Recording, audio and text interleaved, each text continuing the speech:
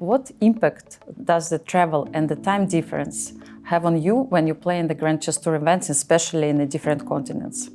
Yeah, I mean, the jet lag to USA, for instance, is very tough. So the only way to manage is to go a few days earlier. So if you don't go a few days earlier, then it's very tough.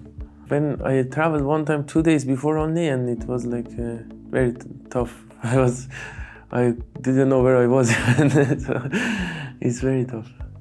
I guess for Indians, it's like the most tricky when it's like Canada or the US, because the time zone, time difference is a lot. But Europe, I've generally, I always come to Europe, so I don't even feel any jet lag when I come these days. And also Romania, it's only 2.5 hours compared to other European countries. So yeah, I don't really feel anything.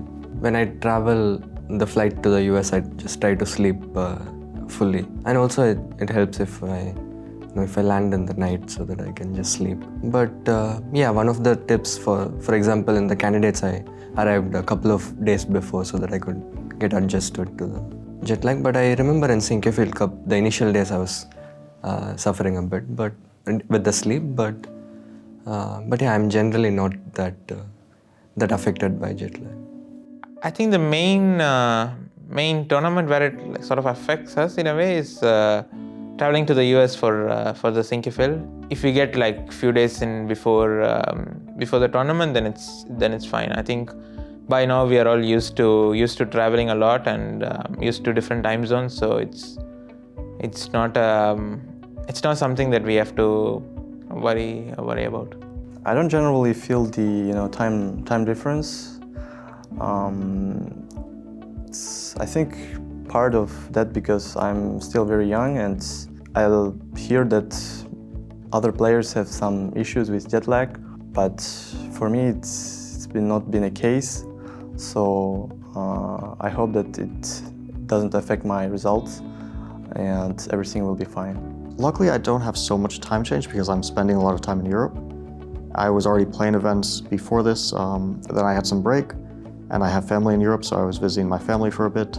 So I don't have to deal with time change at all, and the travel is reasonable. It's not like so difficult as it would be if I was coming from the United States. That's can be challenging, although I am used to also these very long trips that maybe you take a few days beforehand to adjust. Time difference is a bit tricky. Sometimes it doesn't affect me.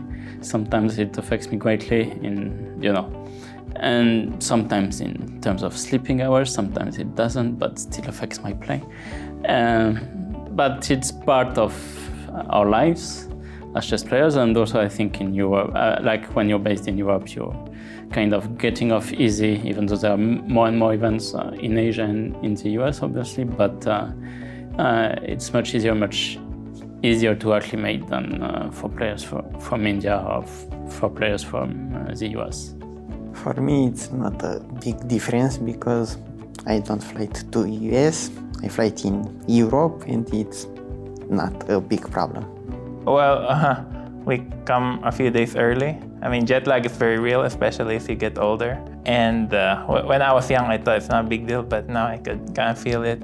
There's a lot of online chess that's happening nowadays, but I think it still can't replace over-the-board or in-person tournaments. So I much prefer over the board. Also, I like playing classical chess. You just gotta get used to it. You gotta prepare in advance. For example, if you're coming from the United States, or if you're coming from Russia to play in the United States, just gotta be aware. Yeah, it can be tricky. I mean, I live in Europe, so for me it's mostly about going to the USA, obviously. Just tend to go, much earlier, preferably like 1 week before the tournament starts. It's also part of the job, being a chess player. You travel to several places, both west and east, because. But it's also the thing in everything, I mean, in tennis, I think it's even worse, Like you travel, between like Miami, Australia, Europe. And for example, I've never been in Australia, never played chess there, so maybe it's not that bad, in fact. Well, since I mostly live in St. Louis, I'm already more or less used to this adjustments, and yeah, what I basically do, I try to do some physical exercise before the day I fly. overseas and on the day when I arrive, you know, just to speed up the metabolism somehow, and that normally helps.